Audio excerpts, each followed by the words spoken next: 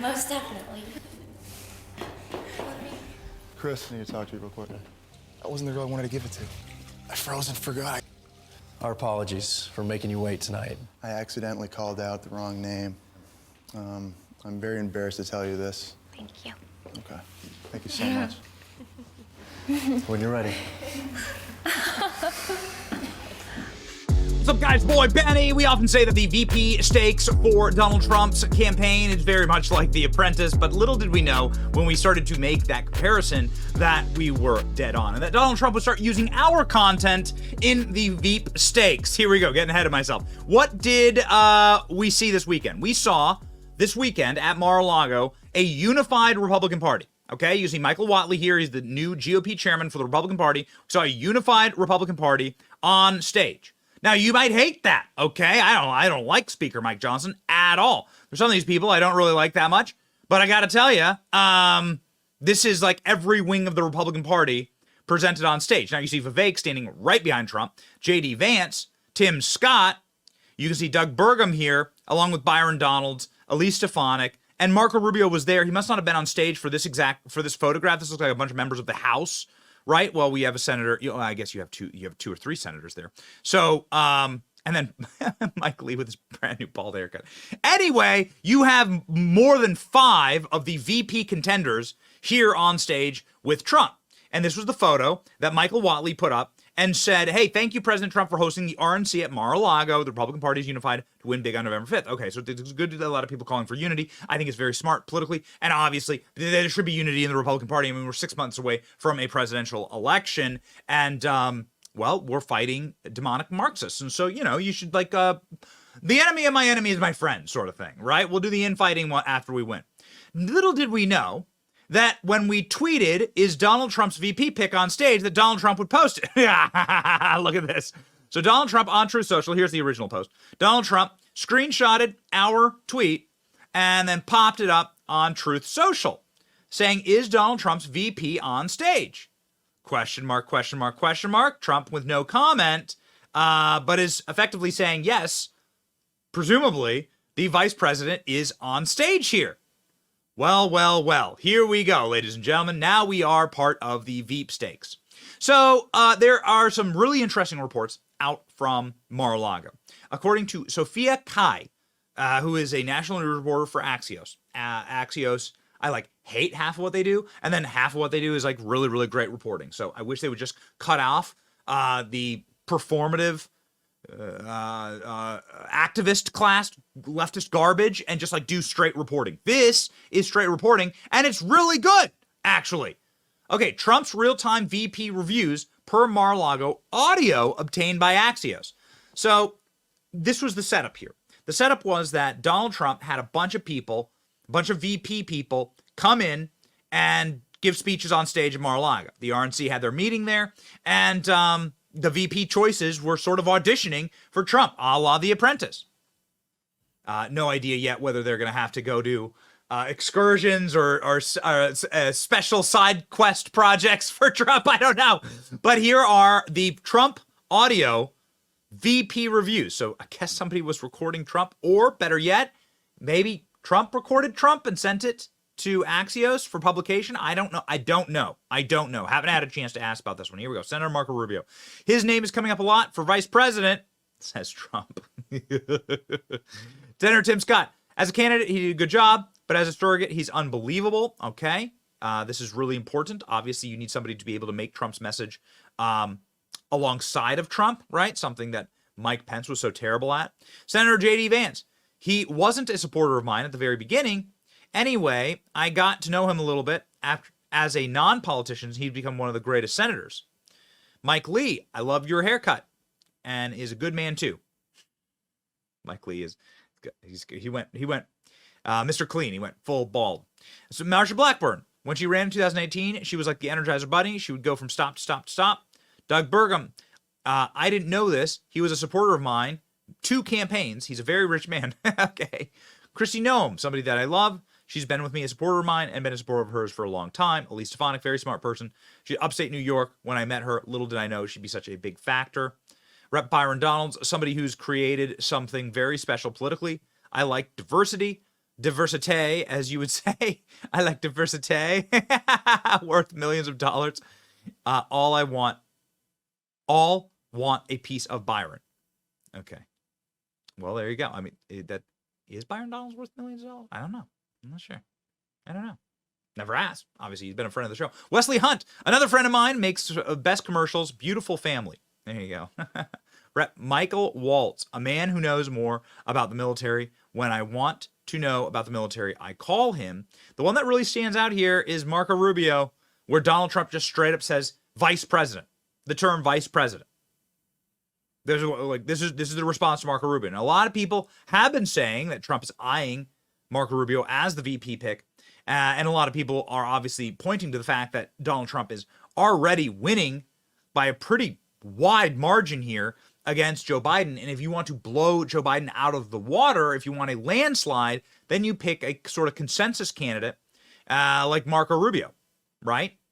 Many people are, many people in the reporting class are writing that Marco Rubio and JD Vance, but Marco Rubio would likely be the favorite, but has a constitutional residency issue, meaning that the president and the vice president can't be from the same state.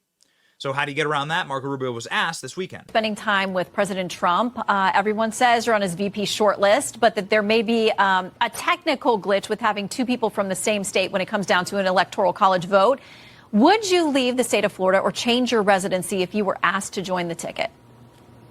Well, first of all, the vice presidential choice for Donald Trump is going to be made by one person, and that's Donald Trump. And all this other stuff is just speculation. And I get it. Political reporters have to cover political topics. The primary is over. The general's 6 months away. So they're going to speculate on the VP thing. Here's the good news. And I saw it this weekend. The amount of talent that we have in the Republican Party is extraordinary. He doesn't just have a bunch of choices for VP. He has a bunch of choices for cabinet. He's going to have an extraordinary group of talented people that can serve this country in multiple roles. And that's a decision he's going to have to make. And I would just say, forget leaving me aside for a moment. I think that before anyone decides to move from their state, you better make sure you move to a state where there's not some DA that makes a career after going after Republicans. Because what we're seeing all over the country right now is the weaponization of our criminal justice system, not just to go after Donald Trump, which is now well documented, right? You have a Biden supporting judge, a Biden prosecutor in the most liberal county in America on ridiculous charges. And the rest of the world is watching that saying, this is the stuff that America used to sanction other countries for doing. Okay. Well, it's happening here in America. But I think that that's something that we need to be focused on, because I do think that has an impact on people's thinking about getting into politics. So listen, this is very interesting. Marco Rubio giving the non-answer answer there. The non-answer answer after multiple news reports, including Bloomberg, said he's on the finalist 4 list. The final 4, Marco Rubio, Doug Burgum, Tim Scott, and J.D. Vance. J.D. Vance asked about that final list. Being vetted? Are you having conversations about joining the ticket? I talked to President Trump a lot. We're very close. I've never spoken to him about being vice president, so I assume that a lot of this is media speculation. Of course, if he asked me, I'd have to think seriously about it, because I think it's really important that he win. The world is on fire, and I sort of see Donald Trump as a bit of a fireman. Okay. Thanks so much. He's such a sharp dude. All right. So Tim Scott went on corporate media, went on MSNBC, NBC, and got the same question. It was a great interview all around, but here we go. Donald Trump. But just to be very clear, it didn't come up at all? Do you think you're on the short list? No, ma'am, it did not come up. African American unemployment rate is 6.4 today. But what about being VP? What about being President Trump's VP? Did it come up at all? Do you think you're on the short list? I hope that the president will choose a person who helps the country unite and heal. I certainly expect to have a decision from President Trump in the next 60 days or so, but he did not bring it up. I certainly didn't bring it up. I'm excited that in this nation, a poor kid from South Carolina could rise to the level of being a United States Senator. It just tells me that all things are possible for kids growing up in poverty today. Listen to the show and know that all things are possible for your future. So this was the article that was being referred to here. Trump auditioned VP pick before wealthy donors. Vance, Rubio, Burgum, and Scott are the leading contenders. Trump says he will announce a running mate in July. So we still have a few months before we get probably a pick. What does Donald Trump have to say about this reporting? My favorite for what? Who's my favorite for vice president? Well, I'll be making that determination sometime prior to the convention. Yeah, so Donald Trump, everyone's staying very tight-lipped, and everyone is demurring. Every candidate is saying, oh, hold on. No. We're going to talk about something else here. Byron Donalds was actually my favorite hit from the weekend. Byron Donalds is a superstar and a absolute baller out of Florida. I think he has a huge career ahead of him, huge groundswell of support, making all the right political moves, along with coming on our show, of course, and being a friend of our show. Byron Donalds showing exactly what you do when you're asked a question like this. But this weekend, he was able to go down to Mar-a-Lago for a major donor retreat featuring a handful of prospective VP possibilities. I know you were there. Congressman, talk to me about the state of the Trump campaign, considering what they're up against when your candidate can't travel, can't do events, can't fundraise. Still looks like a very strong showing. What'd you see? Well, first, the campaign is in great shape. The president is in great spirits, even though he's having to deal with these crazy Biden trials that have all been pulled together by Joe Biden and the crazy Democratic left. But look, you got to understand a couple of things. Donald Trump is he's not gonna wither under these attacks. It's only going to make him stronger. And the polling demonstrates this. We're now leading in all of the battleground states because the people are seeing that Donald Trump has the strength to stand against the radical left, and America remembers what his presidency was all about. So I would implore Americans, make sure you get out there, you vote for Donald Trump. We need strength on the world stage. We need strength here at home. Joe Biden's been a disaster of a president. And so when you were there this weekend with a lot of people supporting the president, over 400 people coming to support the president and the Republican National Committee, it demonstrates the strength and the resolve. You couple that with poll numbers, and then, of course, the reality that Joe Biden, the master of disaster himself, is the very worst president our country has seen. That is why people are rallying around President Trump. Byron Donalds is correct. Look at this new poll out from this was published. This was published seconds ago, literally seconds ago. Trump 10 points over Biden. This is the national general election. Trump 12 points over Biden when you include third-party candidates like West and Stein and RFK Jr.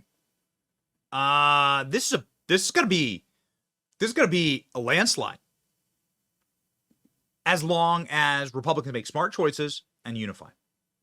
And I think this is going to be a sea change election. I think this is going to be the end, ladies and gentlemen, of the woke moment. You're starting to see that all across culture, politics, Hollywood, the recording industry.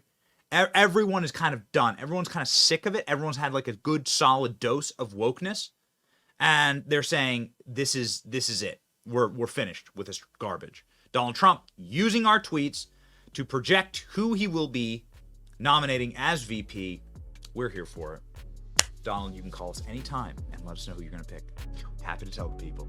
You better be subscribed to the channel. It's your boy Benny. Like, share, and subscribe. We'll let you know first what's up. Save America. See ya.